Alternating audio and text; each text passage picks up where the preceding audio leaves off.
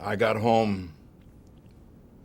I arrived at my house about 9:30, having missed dinner, and worked at the office. And I came in, and my wife said, "Don't do anything. You get in and look at what's on the air, because I think you're going to have trouble with it."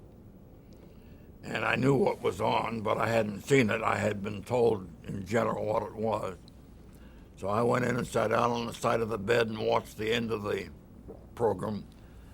And before the end came,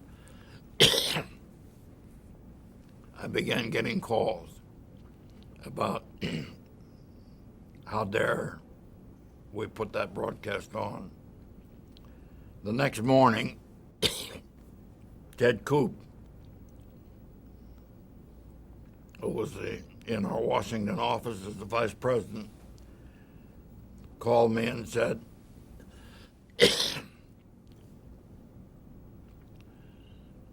the Pentagon wants to see all the footage, wants to see the tapes on the selling of the Pentagon.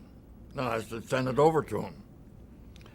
So we had a tape in the Washington Bureau, and we sent it over to the Pentagon, and word came back immediately, no, we don't want the broadcast, we want the tape that wasn't used.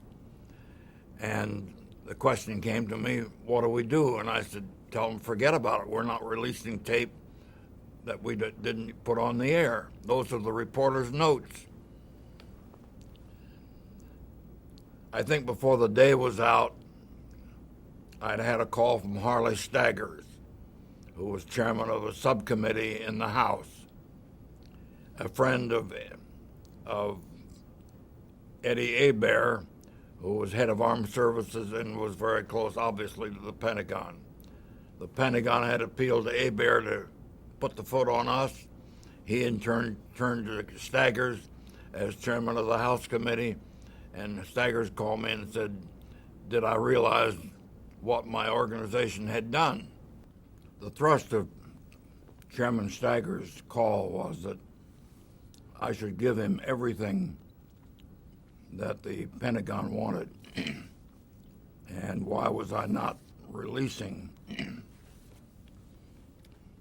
the footage or the tape of the things that we did surrounding the broadcast?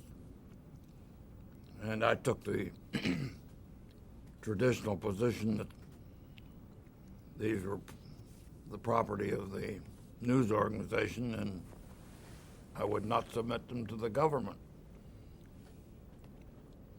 And that began a whole series of things, including the day when two armed, uniformed guards appeared at CBS and wanted to see me to deliver a subpoena to provide this material. And it was a little ludicrous because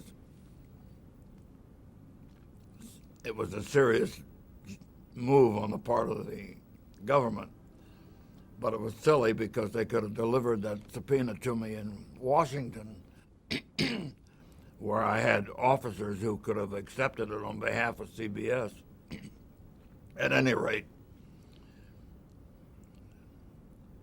we stood our ground, and there were hearings.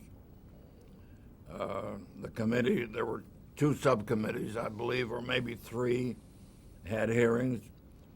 I lost among each of the three. The vote was in favor of forcing me to give up the documents. And it finally came to a vote of the full committee, and we lost the vote with the full committee, and I was cited for contempt of Congress. And John Mitchell told me the morning after the vote that he was all prepared to send me to jail. It ultimately ended up on the floor of the full House, and we didn't squeak by, but we didn't have the majority I would like to have had, but we, I think, prevailed to the tune of 226 to 181. When the committee's report was put before the full House, and if the full House had voted to adopt the report, it would have put me in jail for contempt of Congress. And I guess nobody had gone that far in that period of time in the century just passed. At any rate, I believe we prevailed. The vote was 226 to 180 something, and the House voted by that action to send it back to the committee, and that was the end of it.